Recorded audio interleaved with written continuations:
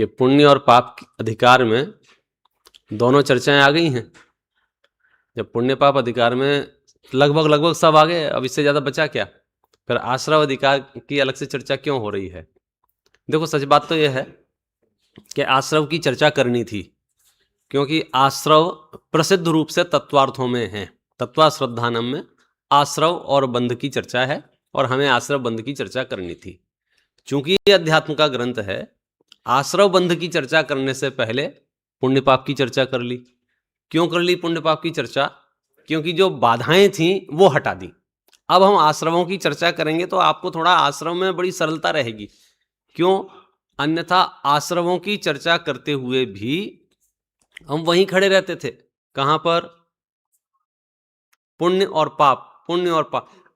आप चले जाना, जिनको अध्यात्म का रस नहीं है, ऐसे मोक्ष मार्गियों से मिलना।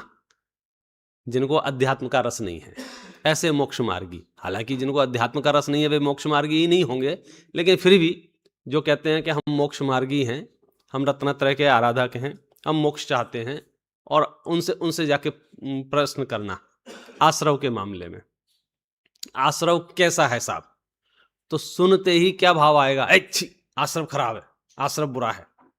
क्योंकि सर्व जगह 12 भावनाओं में आश्रव की चर्चा की है, हर जगह चर्चा की है, आश्रव बुरा है, आश्रव बुरा है, आश्रव बुरा है, ये जवाब आएगा। और आप उन्हीं से ये पुनः प्रश्न करना कि साहब पुण्य कैसा है,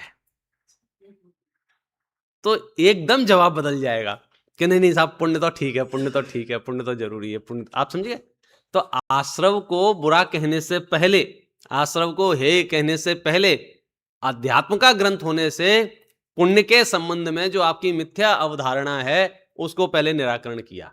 अन्यथा आश्रव बुरा मानते हुए भी, आश्रव बुरा है यह बोलते हुए भी, पुण्य को उपादेय मानने की वृत्ति हमसे नहीं छूटती है। तो ये बड़ा रीजन है कि यहां सच बात यह है, एकेडमिक यानी कि जिसको कहना चाहिए भेद प्रभेदों की मुख्यता से चर्चा चल ही नहीं रही है, अभेद की मुख्यता से चर्चा चल रही है। जिस तिस प्रकार से आपको स्वभाव पसंद आ जाए और आप स्वभाव में रम जाएं, ये समय सार का ध्येय है। अब जो बात ऐसी लगेगी कि ये स्वभाव में पहुंचने में बाधक है, हम उसकी चर्चा करने लग जाएंगे।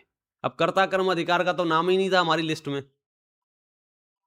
आपकी कौन सी लिस्ट थी कि जो प्रतिज्ञा की थी ग्रंथकार ने कि हम आपको तत्वार्थों का वर्णन करेंगे, तत्वार्थों को समझाएंगे? तो 7 तत्वों में कर्ता कर्म नाम का तो कोई तत्व नहीं है, लेकिन आचार्य ने कर्ता कर्म की चर्चा की।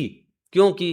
ग्रंथ अध्यात्म का है, उन्हें लगा कि अगर हमने ये चर्चा नहीं की तो कुछ मिस रह जाएगा। आप देखो, अपने परिणामों से पूछो ना, भेद विज्ञान की बात करते हुए भी, भेद विज्ञान की चर्चा करते हुए भी, और सब बढ़िया हरी हरी चर्चाएं करेंगे अपन 1 घंटे, लेकिन जैसे ही अपने जीवन में कुछ उतार चढ़ाव आएंगे, या कुछ निंदा प्रशंसा आएगी, या कुछ रोग शोक आएंगे, उस समय हमारी विचारधारा, हमारी प्रतिक्रिया क्या है, उससे पता चलता है कि हम जो कह रहे थे, हम जो बोल रहे थे, और हम जो मानते हैं उसमें डिफरेंस कितना है। आप समझ गए? जैसे लोक में कहते हैं साहब पधारिए पधारिए, नहीं साहब हमको जरूरत नहीं है, हमारा नाम मत लो, हमारी जरूरत नहीं है, हमारा जरूरत नहीं है, हमारी जरूरत नहीं है, बराबर है। तो हमने उनका स्टेटमेंट रिकॉर्ड कर लिया, इनकी जरूरत नहीं है। अगली बार हमने उनका नाम नहीं लिया, वो घर आ गए, तुमने हमारा नाम नहीं लिया। अरे साहब आपने तो कहा था जरूरत नहीं है। तो बोले जरूरत नहीं है वो कहना, और सच में ही उस स्तर तक पहुंच जाना कि हमको सच में जरूरत महसूस नहीं हो रही है, माने आपको शल्य नहीं हो सकती है। तो आचार्य तो पुनः पुनः ऐसी चर्चाएं कर रहे हैं ताकि मोक्ष मार्ग की बाधाएं आपकी दूर हो जाएं। हाँ साहब, शुरू हो गई आवाज? ठीक है, अभी तक जो चर्चा की है उसका सार इतना ही है। आश्रव अधिकार शुरू करने से पहले पुण्य पाप अधिकार शुरू किया गया, बुद्धिपूर्वक किया गया, क्योंकि पुण्य और पाप के संबंध में सहज भ्रांतियां जीवों में पाई जाती हैं। माने जो जीव आश्रव बुरा है ऐसा कहते हैं, ऐसा मानते हैं, वे जीव भी पुण्य को भला कहने से नहीं चूकते हैं। अच्छा, कदाचित नए विभाग इतने हैं कि पुण्य को शास्त्रों में भला कहा भी है, नहीं कहा है ऐसा नहीं है। पुण्य को भला नहीं कहा है ऐसा नहीं है, कहा भी है। प्रथमान योग के ढेर ग्रंथ मिल जाएंगे जहां आपको पाप से छुड़ाकर पुण्य में लगाया गया है। लेकिन जब बात स्वभाव की चल रही हो फिर तो आपको पुण्य और पाप दोनों को एक साथ ही विदा करने होंगे, एक साथ ही अलग मानने होंगे, एक साथ ही भिन्न मानने होंगे। तो दोनों ही विवक्षाएं हमारे चित्त में स्पष्ट होनी चाहिए। अब देखो आश्रव अधिकार शुरू हो रहा है। अपन ने मंगलाचरण किया, गाथा भी पढ़ी दो, और पुनः मुझे भाव आया कि पंडित बनारसी दास जी का एक जो छंद है मंगलाचरण का जो भावानुवाद किया है उसको पढ़ना चाहिए। बहुत अच्छा रूपक दिया है। आपको फील होना चाहिए नाटक समय सार में या ग्रंथ समय सार में तो मोक्ष मार्ग की यात्रा चल रही है, और वहां जो रंगमंच पर अलग अलग दृश्य आ रहे हैं, आप अगर उसे फील करेंगे तो आपका आनंद 4 गुना बढ़ जाएगा। आप फील कीजिए, यहां लिखा था अत प्रविशति आश्रवः, अब आश्रव आ रहा है। मैं आपसे कहूं अब सुनामी आ रही है अब बाढ़ आ रही है, तो आपको क्या फील होगा? तो आश्रव क्या है? कोई तारने वाली चीज है क्या? कोई आप उसमें नौका थोड़ी जिसमें बैठ के मोक्ष चले जाओगे। आश्रव आपको डुबोने वाला है कि बचाने वाला है? डुबोने वाला है। और आचार्य ने घोषणा की है क्या? अब आश्रव आ रहा है। तो पहले तो आश्रव का वाच्य, आश्रव का भाव भाषण क्या है कि ये कोई अच्छी चीज नहीं है, खतरनाक चीज है। आश्रव आ रहा है मतलब तूफान आ रहा है, कोरोना आ रहा है। तो कोरोना आ रहा है मतलब क्या है? आप सब अलर्ट होंगे कि नहीं होंगे? कोरोना आ रहा है ये सूचना आपको पुनः मिल जाए, अभी मोदी जी शाम को 8:30 बजे आके फिर से बोल देवें कि कोरोना आ रहा है, तो आप बोलो क्या करोगे? तो सुनते ही आप ये सोचोगे इससे बचें कैसे। तो जब आचार्य कह रहे हैं आश्रव आ रहा है, तो बुद्धिमान लोग ये प्लान करते हैं कि इस आश्रव से निपटेंगे कैसे। तो अमरचंद्र आचार्य एडवांस में आपको बता रहे हैं कि आश्रव से कौन निपटेगा। देखो आश्रव क्या है और आश्रव से समाधान कैसे होगा। देखो, जेते जगवासी जीव थावर जंगम रूप, तेते निज बस करी राखे बल तोरी के। महाअभिमानी ऐसो आश्रव आगाध जोधा, तो पेरन थंब ठाड़ो भयो मूछ मोरी के ये आश्रव का बताया कि आश्रव जो है क्या कर रहा है मालूम है? जेते जगवासी जीव थावर जंगम रूप, जितने भी इस धरती पर जीव हैं, चाहे वे स्थावर हों चाहे वे जंगम हों, मतलब समझ गए, त्रस हों या स्थावर हों। दो ही भेद किए हैं संसारी जीवों के, त्रस और स्थावर। त्रस माने 2 इंद्री 3 इंद्री 4 इंद्री, संगी असंगी पंचेंद्री। स्थावर माने 1 इंद्री के जो 5 भेद किए, पृथ्वी का एक, जल का एक, अग्नि का एक, वायु का एक और वनस्पति का एक, बराबर है। इस पंक्ति में कोई जीव छूट गया क्या? कि सारे जीव आ गए? जेते जगवासी जीव, जितने भी जगतवासी हैं, जगतवासी माने संसार में रहने वाले हैं। थावर जंगम रूप, चाहे उनका रूप स्थावर हो चाहे उनका रूप जंगम हो, माने त्रस हो। देखो, तेते निज वश कर राखे बल तोड़ के, उनको वश में कर रखा है। कैसे? बल तोड़ के, बल तोड़ के माने उनकी ताकत को खत्म करके। वश में कैसे करते हैं लोग? वश में सुना है, वश में कर लेते हैं वश में कर लेते हैं, इसका सरल शब्द है गुलाम बना लेते हैं। वश में कर लेते हैं माने गुलाम बना लेते हैं। तो कैसे गुलाम बनाते थे? आजकल चलता है ना कि वहां विदेश में गया कोई, उसका पासपोर्ट छीन लिया, अब पासपोर्ट अपने पास रख लिया, अब मजदूरी करा रहे हैं, अब काम करा रहे हैं, तो आपका बल छीन ली, ताकत छीन ली। तो कहने का अर्थ यह है कि जितने भी इस धरती पर जीव हैं, उन सब जीवों को इस आश्रव ने क्या कर रखा है? वश में कर रखा है। महाअभिमानी ऐसो आश्रव अगाध जोधा, महाअभिमानी। अब महाअभिमानी तो होगा ही। टोटल कितने जीव हैं? संख्या कितनी है जीवों की? पता है कि नहीं पता? जीव कितने हैं? 200, 1000, कितने? अनंत। अब अनंत जीव हैं। अब आप सोचो जिसकी अनंत जीवों पे चल रही होगी उसका दिमाग कितना चढ़ा हुआ होगा। यहाँ 2-5 पे हुक्म चल जाता तो ऐसा लगता है हम राजा हैं साहब आप समझे, मोहल्ले में अपनी चलने लग जाए, एक आध बात अपनी हो जाए, घर में अपनी बात मान ले कोई, तो ऐसा लगता है हम मुखिया हैं, हम घर के मुखिया हैं क्योंकि हमारी बात मानते हैं। आप समझो जिसकी 3 लोक में चल रही हो, किसकी? आश्रव की। सारे जीव जिसके वश में हो वो कितना अहंकार ग्रसित होगा। तो वो रूपक प्रस्तुत किया है, महाअभिमानी ऐसो आश्रव अगाध जोधा। महाअभिमानी आश्रव जो है कैसा योद्धा है, जबरदस्त, उसके बराबर कौन योद्धा होगा। पता उसने क्या किया है, थोप रण थंब ठाड़ो भयो मूछ मोरिके।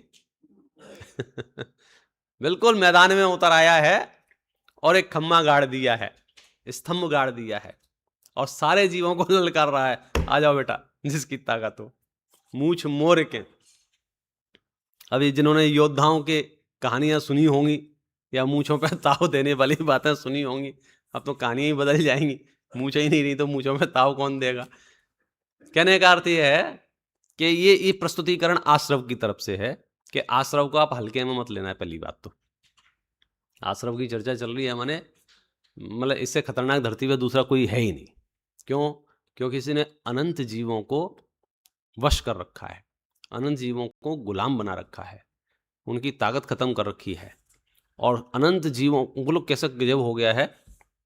थोपि रोपी, रोपी रण थंब, रोपी माने स्थापित कर दिया है, रण थंब रणभूमि में स्तंभ को माने एक खम्मा गाड़ दिया है, आ जाओ मैदान में, हम लड़ने को तैयार हैं। ठीक है, समझ में आ गया? क्या समझ में आ गया? अधिकार का नाम क्या था? आश्रव।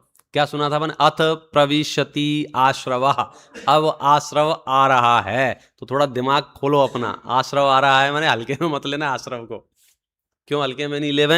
यहाँ लिखा है, जेते जगवासी जीव थावर जंगम रूप, तेते निज बस करे राखे बल तोरिके। महाअभिमानी ऐसो आश्रव अगाध जोधा, तो पिरन थम ठाड़ो भयो मूछ मोरिके।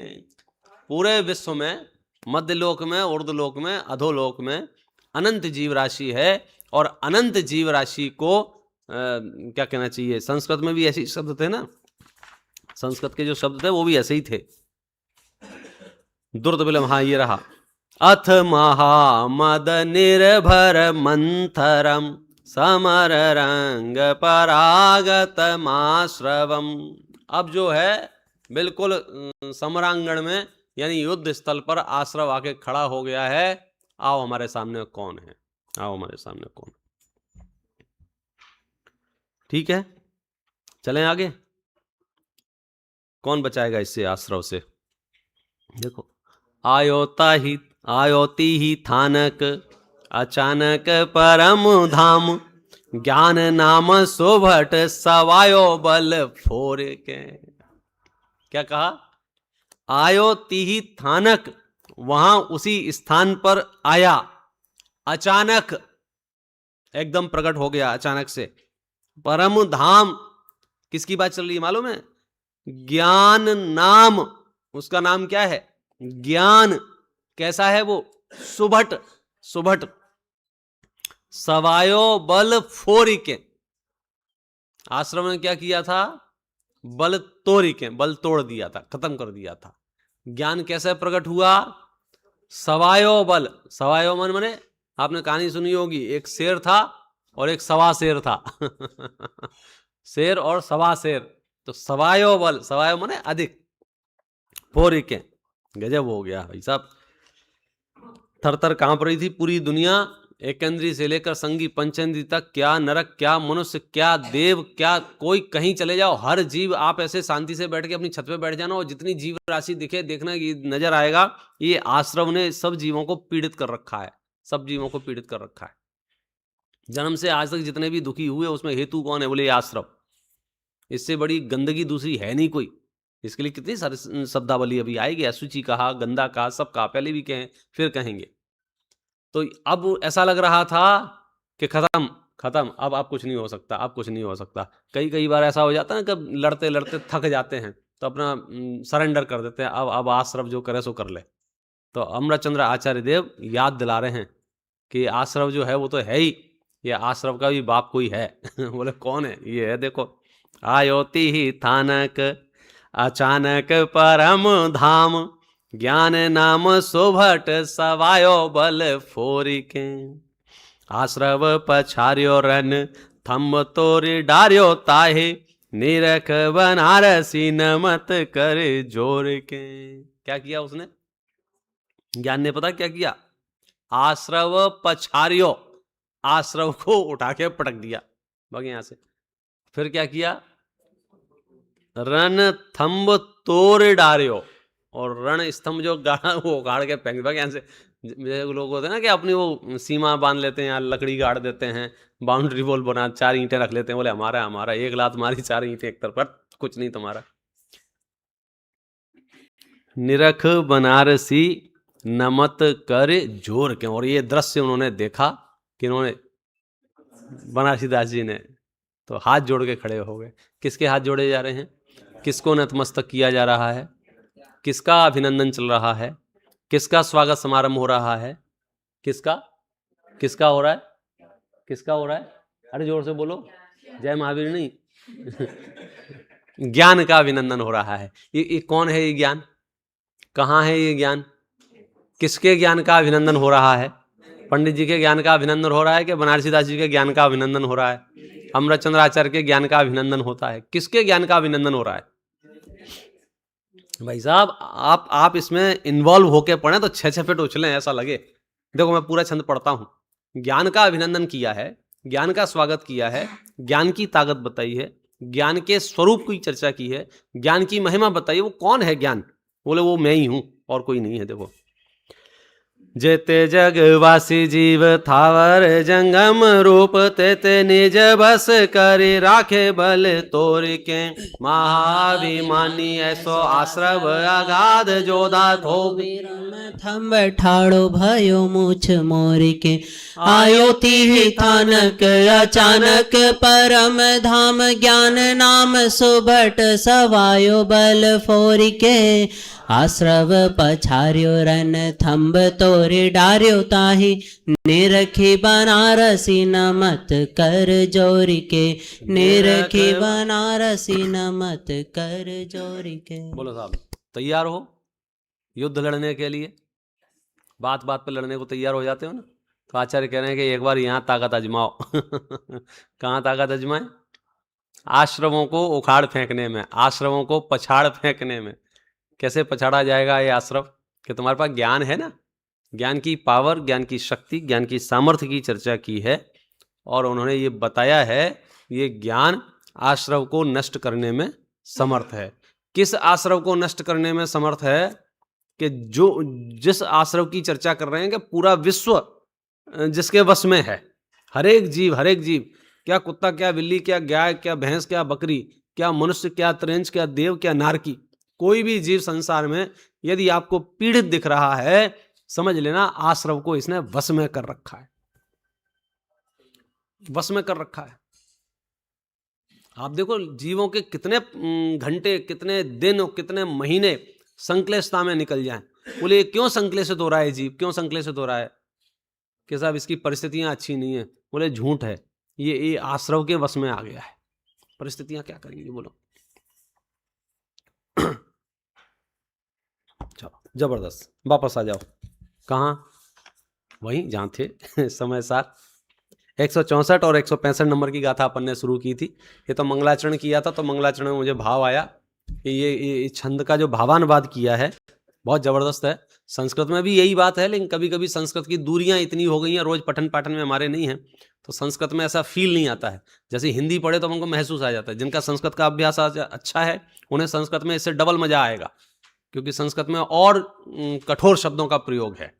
मतलब भाषा जैसे जैसे बढ़ती जाती है ना, दूरियां बढ़ती जाती हैं। ये तो बार बार पढ़ोगे तो नज़दीकियां भी बढ़ जाएंगी। तो यहाँ तो ये कहा कि भैया टेंशन मत लो कि सब मरे जा रहे हैं, सब मरे जा रहे हैं। अरे मरे नहीं जा रहे, तुम्हारे पास ज्ञान है। बोले हाँ है, तो बस अब सिद्ध सलाह में बैठने की ताकत तुम्हारे अंदर है। तुम बिल्कुल भी अवसादग्रस्त होने की ज़रूरत नहीं है, डिप्रेशन में जाने की ज़रूरत नहीं है।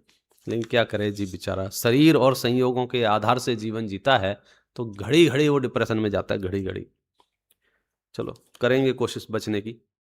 तत्र आश्रव स्वरूपम अविदधाति। अब हम आश्रव के स्वरूप को दिखाते हैं। देखोगे? देखो भैया 164 और 165 नंबर गाथा पढ़ते हैं। मिच्छतम अविरमणम कसाय जोगाय सन्न सन्नादो बहुविअभेया जीवे तस्यैव अनन्य परिणामा प्राणावर्णादियस्य ते दुःखमस्य कारणम होन्ति ते सिंपि होदि जीवो यराग दोषादि भाव करो मिथ्यात्व अविरति योग और कषाय चेतन अचेतन चित रूप जो है वे सभी चैतन्य के परिणाम है। ज्ञानावरण आदिक अचेतन कर्म के कारण बने, उनका भी तो कारण बने रागादि कारक जीव यह। देखो यहाँ जीव है और आश्रव है, मैं हूं और आश्रव है। तो अभी सामान्य चर्चा कर रहे हैं। आश्रवों के नाम सबने सुन रखे हैं, उनमें से मिथ्यात्व, अविरति, कषाय और योग बराबर है। ये चार शब्द अपने सुने हुए हैं। मिथ्यात्व का काम क्या है? विपरीत मान्यता। अविरति का काम क्या है? विपरीत प्रवृत्ति कह लो, या व्रतों का नहीं होना ही अविरति है। शब्द से ही स्पष्ट है। अव्रत, अव्रत माने व्रत नहीं है, उसका नाम अविरति है। कषाय क्या है? आत्मा में उत्पन्न होने वाली कोई भी मलिनता, उसका नाम कषाय है। वो चर्चा पुण्य पाप अधिकार में पहले ही कर चुके हैं कि वो मलिनता अच्छी और बुरी नहीं होती है। मलिनता होती है, तीव्र मंद होती है, तो कभी कभी मंद में थोड़ा सा राहत महसूस होती है तो उससे अच्छा कहने लगते हैं। और योग माने मन, वचन, काय, इनके निमित्त से आत्म प्रदेशों में होने वाली चंचलता, इसका नाम योग है। तो ये चार चीजें अपने पास हो गई। कौन कौन सी? मिथ्यात्व, अविरति, कषाय और योग। गुणस्थान सापेक्षता से भी ख्याल में आता है कि मिथ्यात्व तो एक बड़ा प्रतिनिधि वो हो गया दोष, कि इसके अभाव के बिना तो कुछ काम होता ही नहीं है। लेकिन अकेले इसके अभाव से भी मोक्ष नहीं होगा, दोनों ही चीजें हैं। ये न्याय है कि अगर इसका अभाव हुआ है तो बाकी का भी अभाव होगा। बाकी किसका अभाव होगा? अविरति का, कषाय का और योग का। बोले साहब इसमें प्रमाद को याद नहीं किया कि आप चिंता नहीं करो, जब जो कोई रह जाए उसको हम कहीं ना कहीं अंतर्गर्भित कर लेते हैं। ऐसा कोई नहीं होगा जो छूट जाए। जैसे कहीं कहीं 7 तत्वों की चर्चा की है, वहाँ पुण्य पाप की अलग से चर्चा नहीं की है। तो जहाँ पुण्य पाप की अलग से चर्चा नहीं की है वहाँ भी चर्चा है क्या? नहीं है, वहाँ चर्चा है। अब वो बात डिपेंड करती है व्यक्तिगत कि समझने वाला समझ रहा है कि नहीं समझ रहा है। आचार्यों ने तो वर्णन किया है, उसमें तो अंतर्गर्भित किया है, आपने समझा कि नहीं समझा, तो अपनी अपनी जिम्मेदारी से विषय वस्तु को अपन समझ सकते हैं। जैसे अभी थोड़ी देर पहले अपन थोड़ी सी चर्चा की थी ना कि हम आश्रव के संबंध में एक मत हैं, सारे जैनी आश्रव के संबंध में। आंख बंद करके आधी रात को भी किसी को उठा के पूछो कि भैया आश्रव कैसा है, तो क्या जवाब देगा? बुरा है, बुरा है, बुरा है, बुरा बुरा है। लेकिन उससे अगला प्रश्न करो, पुण्य कैसा है, तो जवाब दे, सोचने लग जाएगा, थोड़ी देर तो सोचने लग जाएगा।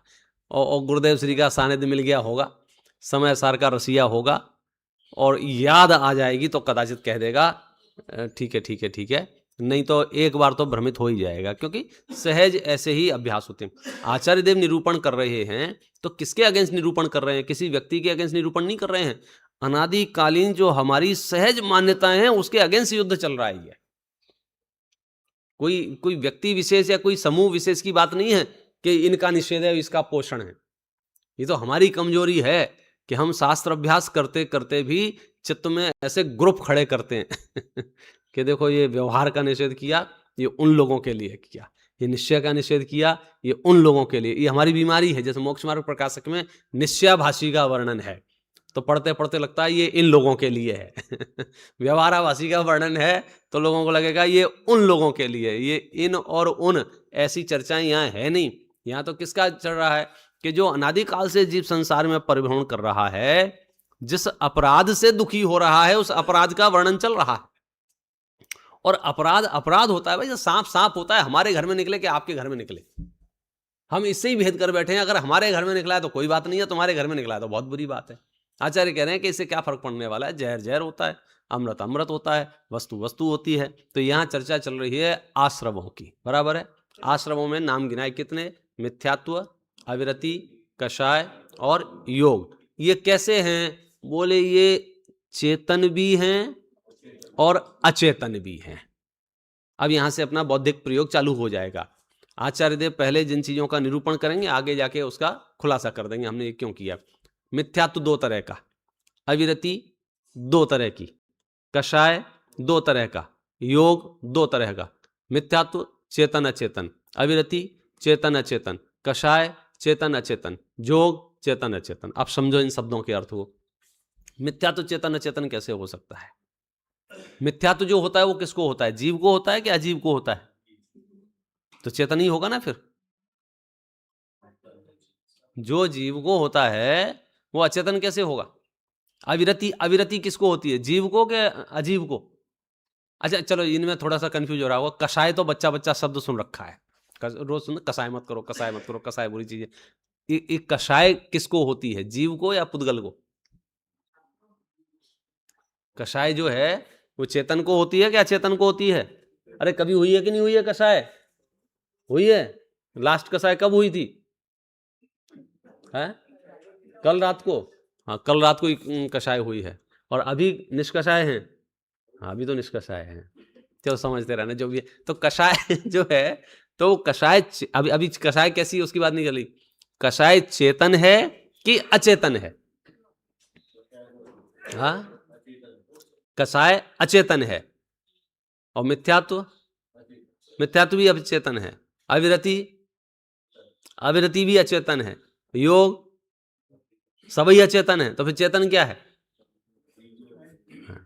गाथा ये कह रही है कि मिथ्यात्व, अविरति, कषाय और योग ये चेतन भी हैं और अचेतन भी हैं। तो अब हमको सोचना पड़ेगा चेतन कैसे हैं, और चेतन समझ में आ जाए तो सोचना पड़ेगा अचेतन कैसे हैं। तो इसको समझने में ज़्यादा ऐसे बारीकी या बहुत ज़्यादा उलझन नहीं है, सरल शब्द हैं। जहाँ जहाँ भी जैन दर्शन में व्याख्याएं की गई हैं, दो शब्दों का उपयोग किया है, एक द्रव्य एक भाव। ये बहुत प्रसिद्ध शब्द है, द्रव्य और भाव, द्रव्य और भाव, द्रव्य और भाव। जब हिंसा अहिंसा का प्रकरण चला होगा तो आपने खूब सुना होगा, द्रव्य हिंसा भाव हिंसा, द्रव्य हिंसा भाव हिंसा, द्रव्य हिंसा भाव हिंसा। द्रव्य हिंसा माने प्राणों का व्यपरोपण, जीवों की हिंसा, मतलब फिजिकल जो हो रहा है, भौतिक रूप से जो हो रहा है वो द्रव्य हिंसा में चला गया। और भाव हिंसा जो भावों में उत्पन्न हुआ है। तो हिंसा दो हो गई, एक चेतन हिंसा एक अचेतन हिंसा। द्रव्य भाव हो गया ना। तो जो बाहर बाहर में हो रहा हो, पुद्गल में जो इसका कार्यक्रम चल रहा हो वो अचेतन, और जीव में जिसका कार्यक्रम चल रहा हो वो चेतन। उदाहरण एक जैसे ही होंगे। तो यहां मिथ्यात्व की बात करते हैं अपन। तो एक चेतन मिथ्यात्व और एक अचेतन मिथ्यात्व। तो अचेतन मिथ्यात्व किसका बना हुआ है और चेतन मिथ्यात्व किसका बना हुआ है? यहां लिख रहे हैं कि चेतन मिथ्यात्व जो है वो आत्मा के ही परिणाम है, और अचेतन मिथ्यात्व जो है वो कर्म के परिणाम है। कर्म के परिणाम कहें या कर्म ही कहें या कर्म के परमाणु कहें, तो जल्दी समझ में आएगा। परिणाम कहने से ऐसा लगता है उसमें भी भाव होते हैं कि कर्मों में भाव नहीं होते हैं। कर्मों के भाव क्या हैं? जैसे गुरुदेव श्री पूछते थे ना सोने का भाव क्या है, तो मूर्खचंद नीचे से बोलते थे 5,000 रुपया तोला।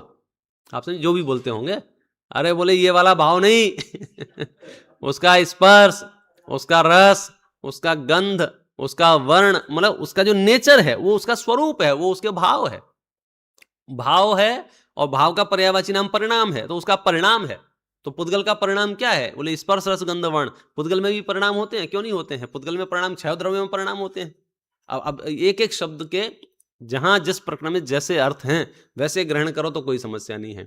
तो यहां बात कर रहे हैं कि मिथ्यात्व जो है वो किसका परिणाम है, पुद्गल का परिणाम है या जीव का परिणाम है? तो जवाब क्या आया कि जीव का भी परिणाम है पुद्गल का ये परिणाम है, क्योंकि मिथ्या तो दो तरह का है। कौन कौन से दो तरह का? चेतन और अचेतन। अविरति कितने तरह का है? चेतन अचेतन। कषाय कितनी तरह की है? चेतन अचेतन। योग कितने तरह का है? चेतन अचेतन। अब इसकी पूरी प्रक्रिया, हालांकि कल मैंने ये पढ़ा था, पुनः पढ़ेंगे एक बार। देखो, आत्मख्याति टीका पढ़ता हूं सीधा। अपने परिणामों के निमित्त से, एक एक शब्द आपको पिक्चराइजेशन में बदल जाना चाहिए, मतलब उसका दृश्य बन जाना चाहिए। जिन शब्दों को हम यहाँ कह रहे हैं उन शब्दों का भाव आपको ख्याल में आना चाहिए। अपने परिणामों के निमित्त, तो अपने परिणाम तो आपको महसूस हो ही रहे होंगे ना, जैसे भी हैं। अपने परिणामों के निमित्त से होने वाले मोह, राग, द्वेष रूप आश्रव भाव जड़ नहीं है। क्या कह रहे हैं? जड़ नहीं है, चिदाभास हैं, चैतन्य के ही विकार हैं। अपने परिणामों के निमित्त से होने वाले मोह, राग, द्वेष रूप जो आश्रव भाव हैं, वे आश्रव भाव कैसे हैं? वे चिदाभास हैं। वे आश्रव भाव कैसे हैं? वे चैतन्य के विकार हैं। देखो, मिथ्यात्व, अविरति, कषाय और योग, ये पुद्गल परिणाम ज्ञानावरणादि पुद्गल कर्म के आश्रवण में निमित्त होने से वास्तव में आश्रव हैं, और उन मिथ्यात्व आदि पुद्गल परिणामों के आश्रवण के निमित्तत्व के निमित्त राग, द्वेष, मोह हैं, जो कि अज्ञानमय आत्म परिणाम ही हैं। इसलिए मिथ्यात्व आदि पुद्गल परिणामों के आश्रवण के निमित्तत्व के निमित्त भूत होने से राग, द्वेष, मोह ही आश्रव हैं। ये राग, द्वेष, मोह अज्ञानी के ही होते हैं। यह बात उक्त कथन के अर्थ से ही स्पष्ट हो जाती है। तात्पर्य यह है कि यद्यपि मूल गाथाओं में यह बात स्पष्ट शब्दों में नहीं कही गई है, तथापि गाथाओं के अर्थ से ही यह आशय निकलता है। कौन सी बात चल रही है, सुनो ध्यान से। नाव डूबते हुए देखी है कभी? नाव डूबते हुए देखी है? कहाँ देखी है? मूवी में। कौन सी नाव डूबी थी लास्ट? टाइटैनिक डूबा था, उसके बाद कहाँ डूबा है? तो साहब नाव डूबते हुए देखी है। तो हमारा सहज प्रश्न होता है कि नाव डूबी कैसे? तो क्या होगा? जवाब क्या आएगा? आश्रव हो गया था। आश्रव हो गया था। किसका आश्रव हो गया था? पानी का आश्रव हुआ था। आश्रवण हुआ था, पानी आने लगा। आश्रवण माने आने लगा, तो पानी आने लगा था। तो अब बात चल रही है न्याय वाली, कि जो पानी आने लगा था वो कैसे आने लगा था? पानी आने में, पानी क्या है? पुद्गल। पानी क्या है? पुद्गल। ठीक है, जहाज जीव है, उदाहरण में जहाज जीव है, पानी पुद्गल है। अब देखना ध्यान से कि अब वो पानी आ रहा था, उस पानी के आने में निमित्त कौन था? पानी के आने में निमित्त जहाज नहीं, जहाज नहीं। जहाज में जो छेद हुआ था, बराबर ना, वो छिद्र से पानी आ रहा था। अब दो हो गए। एक तो पानी आ रहा था, जनता ने घोषित कर दिया पानी आया, पानी आया, पानी आया, पानी आया, पानी आया, तो पानी आश्रव है, पानी आश्रव है, पानी आश्रव है, पानी आश्रव है, पानी आश्रव है। फिर किसी ने कहा कि तो पानी को इतनी गालियां मत दो, पानी आश्रव नहीं है, छेद आश्रव। क्यों? क्योंकि वो जो आश्रव है, उसका आश्रव, उसका निमित्त कौन है? पानी अंदर आया है, उसमें हेतु कौन है? तो वास्तव में आश्रव कौन हुआ? असली आश्रव कौन है? दो आश्रव हो गए। कौन से दो आश्रव हो गए? पानी आश्रव है, क्योंकि हमने अपनी आंखों से देखा है, पानी भर गया था इसलिए नाव डूब गई थी। तो पूरे विश्व में पानी के नाम पर बिल फाड़ दिया गया, ये पानी बहुत खराब है। लेकिन जब बारीकी से विश्लेषण हुआ तो क्या पता चला कि पानी का क्या दोष है? असली आश्रव कौन है ये बताओ? तो असली आश्रव तो वो छिद्र है। तो यहां पर जो बात चल रही है ज्ञानावरणादि कर्मों की, कि ज्ञानावर्णादि कर्मों ने हमारे प्राण पीड़ित कर रखे हैं। ज्ञानावर्णादि कर्म जो हैं, आश्रमों की बात चल रही है, तो आचार्य धीरे से याद दिला रहे हैं कि ये ज्ञानावर्णादि कर्म जो आश्रव हैं, ये आते कैसे हैं, उसमें कौन निमित्त है? तो उसमें कहते हैं कि आत्मा का परिणाम, अज्ञानमय आत्मा का परिणाम, मोहराग द्वेष कह लो, जिसके अज्ञानमय आत्मा के परिणाम कह लो। तो सार क्या निकला कि अब दो आश्रव हो गए अपने पास। कौन से दो आश्रव? एक कर्मरूप आश्रव और एक जीव रूप आश्रव। तो असली आश्रव कौन सा है? दो ही असली है, एक चेतन नाम है और एक अचेतन नाम है। अभाव होगा तो दोनों का ही अभाव होगा। तो हमारा पुरुषार्थ कहाँ बनेगा, उसकी चर्चा तो हम बाद में करेंगे। पहले आप आश्रव तो समझ लो, आश्रव माने क्या है, क्योंकि हमारी परिभाषाएं वहां तक सीमित रह जाती हैं। कहाँ तक? कर्मों के आने को आश्रव कहते हैं, कर्मों के आने को आश्रव कहते हैं। तो ये परिभाषा गलत नहीं है, कर्मों के आने को आश्रव कहते हैं, लेकिन वो कर्मों का आना जो आश्रव रूप है, उसका निमित्त कौन है? तो पहला निमित्त तो कौन है? वो कर्म खुद, मतलब पुद्गल के परमाणु। फिर और उसका निमित्त कौन है? बोले वो जीव। वो जीव माने जीव के अंदर उत्पन्न हुए अज्ञानमय परिणाम। तो बार बार जो शब्द का प्रयोग किया है कि एक तो निमित्त और निमित्त का निमित्त। मुझे नहीं पता आपको कितना समझ में आया, और नहीं आया तो नहीं आया, कोई बात नहीं है। इतना तो समझ में आ गया, आश्रव बहुत बुरी चीज है, पूरे विश्व को इसने परेशान कर रखा है, हमें इसे भगाना ही पड़ेगा। और भगाएगा कौन? हमारा ज्ञान भगाएगा। हमारे ज्ञान में इतनी सामर्थ्य है कि सर्व कर्मों का अभाव करके ज्ञान ज्ञान में प्रतिष्ठित हो सकता है। यद्यपि, पढ़ देता हूं इस लाइन को, यद्यपि पुराने मिथ्यात्व आदि द्रव्य कर्मों का उदय नए ज्ञानावरणादि द्रव्य कर्मों के बंधन का निमित्त है। पहला स्टेप, पुराने कर्म का उदय आया तो नए कर्मों का बंधन हुआ, बराबर। तथापि जब तक आत्मा स्वयं राग द्वेष मोह रूप ना परिणमे, तब तक ज्ञानावरणादि कर्मों का बंधन नहीं होता। इस कारण पुराने मिथ्यात्वादि रूप द्रव्य कर्मों का उदय नए ज्ञानावरणादि कर्मों के बंधन में निमित्त बने। इसके लिए रागादि भावों का निमित्तत्व आवश्यक है। इसलिए यह कहा गया है कि मोह राग द्वेष भाव पुराने कर्मों के उदय के निमित्तत्व के निमित्त हैं, और इसलिए वे वास्तव में आश्रव हैं। इस प्रकार यहाँ पुराने द्रव्य मिथ्यात्व के उदय और राग द्वेष मोह रूप भाव मिथ्यात्वादि को वास्तविक आश्रवपना सिद्ध किया है। यद्यपि कर्मों के नवीन बंध में पुराने द्रव्य मिथ्यात्व कर्मों का उदय निमित्त कारण है, तथापि आत्मा में उत्पन्न होने वाले मोह राग द्वेष भावों के बिना नवीन कर्मों का बंध नहीं होता है। इसलिए आत्मा का अहित करने वाले असली आश्रव भाव तो मोह राग द्वेष रूप आत्मा के विकारी परिणाम है। कुल मिला के चोर खोज रहे थे, घर में मिला वो। पूरे गांव को परेशान कर रखा था, किसने हमें दुखी कर रखा है, किसने हमें दुखी कर रखा है, किसने दुखी कर? तुम्हारे स्वयं के अज्ञान परिणाम ने तुम्हें दुखी किया। असली आश्रव तो वही है। नहीं साहब, ज्ञान आवरण के इतने भेद हैं, दर्शनावरण के इतने भेद हैं, अंतराय के इतने भेद हैं, इतने सारी 148 प्रकृतियां, और फिर उनके इतने भेद बनते हैं, इतने समय प्रबद्ध बनते हैं, और इतने आश्रव। वो जो भी है, वो जो भी है, कहाँ से असली कौन है? तुम्हारा अज्ञानमय परिणाम। तो असली आश्रव पकड़ में आ जाए तो हम उस आश्रव से बच सकते हैं। अभी तो पता ही नहीं चल रहा था, हम चोरों को रोकने चाह रहे थे और दरवाजे खुले रखे हैं। भाई नाव डूबने से बचे ऐसा सोच रहे हैं, और जगह जगह छेद हैं। तो अगर नाव डूबने से बचाना चाहते हो तो सबसे पहली रिपेयरिंग क्या करनी पड़ेगी? छेद बंद करने पड़ेंगे। तो आश्रव को समझने के लिए आश्रव के भेद प्रभेद तो खूब समझे, अब छेदों को समझो। ये आश्रव आ कहाँ से रहा? असली आश्रव तो छिद्र है, ये भाव है इसका। और भी अपन इसकी चर्चा करेंगे। और थोड़ा कठिन गाथा थी, आपको समझने के लिए समय चाहिए, तो 2-4 दिन हम आपको समय भी देंगे। और समय इसलिए देंगे हिम्मतनगर पंच कल्याणक प्रतिष्ठा महोत्सव प्रारंभ हो गया है।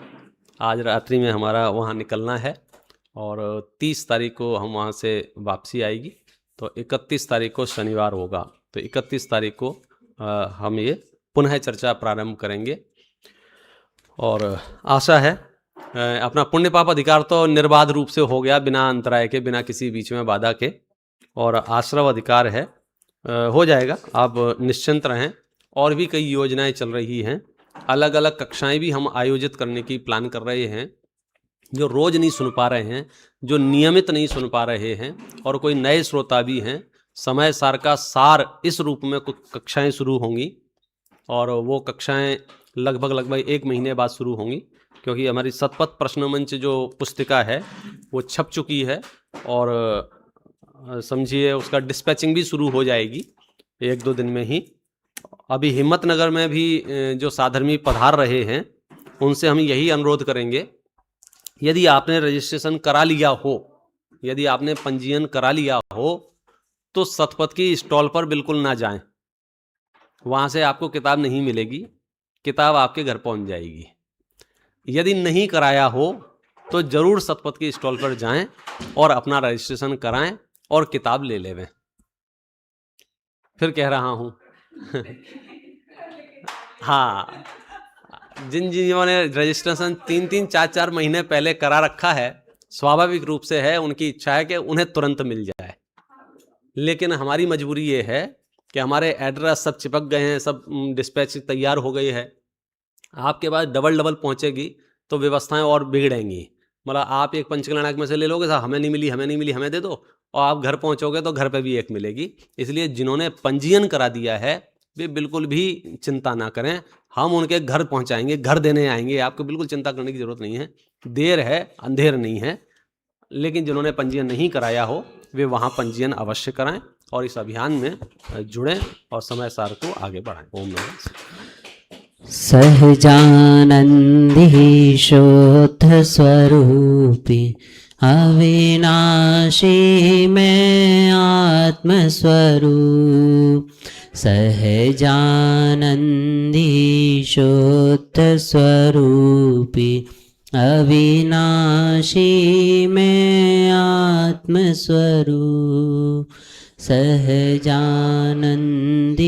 शोध स्वरूपी अविनाशी में आत्मस्वरूप। निज निधि निज में बताई यह अनंत उपकार है, उसके लिए जिन वाणी माँ को वंदना शत बार है, वंदना शत बार है।